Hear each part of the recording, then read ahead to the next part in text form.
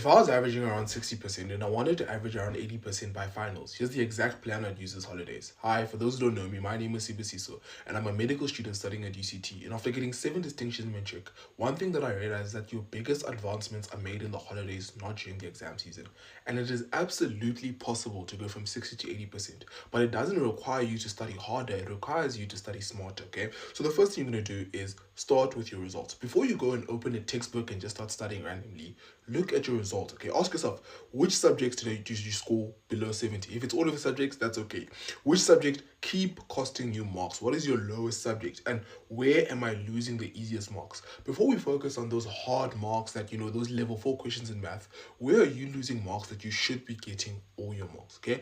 And you're going to make a list of this. For each and every subject, you're going to write down from the weakest to your strongest subject. From your weakest subject, your weakest topic, the easiest topic that you should be getting your marks, and you're going to make a list, okay? And after that, you're going to focus on those weaker subjects first. For example, if you're getting 80% for life science and you're getting 40% for math, it doesn't make sense for you to keep doing life sciences holiday because you're good at it. Throw it away. You're not going to focus on that right now. You're going to focus on that math because that math is dragging down your average. And how much longer are you going to allow it to drag down your average, okay? So now that you have a list of, for example, your weakest subject is math and you have the weakest topics, okay, going from algebra, trigonometry, Euclidean geometry, all those things.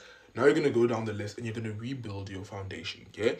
This, I've explained before, is one of the best ways you can advance in any subject. For example, if you're struggling with algebra, okay, you probably haven't been able to solve X since grade 10. So what you're going to do is you're going to go to like a Kevin Math Science and you're going to watch a video from grade 10 and you're going to do the work with him.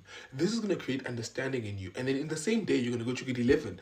You're going to do the same sums. You're going to watch the examples. You're going to work it through it with him. And then you're going to do the matric work as well, all in one afternoon. If you do this properly, you will understand each and every topic like this. This doesn't even take that long. This takes like an hour max.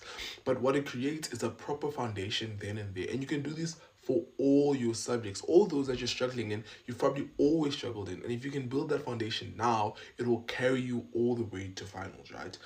And then what you're going to do after you've understood these topics, you're going to do questions every single day. Like, you don't learn by just rereading your math notes or your life science or your physics notes. You learn by practicing questions. So you and past papers are going to be like this. You're going to go to testpapers.co.za and you're going to do every past paper that you can find until you've mastered a topic. And with these past papers, if you don't get a question right, you're going to redo it until you get it right. This is how you become a perfectionist, and this is where your distinctions are lying, okay? So once you've identified your weak points, you've built a foundation, then you're going to do questions and you're going to go through them topic by topic from your weakest to your strongest topics, right? And then you're just going to study 2 to 4 hours every day. We're not looking for you to study 10 hours because you're going to burn out. You need to rest. So what I suggest is while you're fresh in the morning, get to work. Study in the morning, 2 to 4 hours, then you're done. Go chill with your friends, have fun, spend time with family, but make sure you get it in each and every day because the smallest things now make the biggest differences later, okay? And also, track your progress. At the end of the week, ask yourself, what did I improve? What still confuses me? And what am I still fixing? What am I fixing next week? If you can identify these things, you can keep improving week by week and your holiday will actually feel productive. Because if you have to come to the end of the year and your average is still sitting around 60 and you knew in your heart you had the time to fix it and you didn't, it's not going to feel great, is it? So come on, guys, let's get to work. Let's make sure we finish this year off strong and let's use those holidays to the best of our capabilities. I'm not asking you to study every single hour of this holiday. I'm just asking for 2 to 4 hours each and every day that shows commitment to yourself and your studies. Cheers.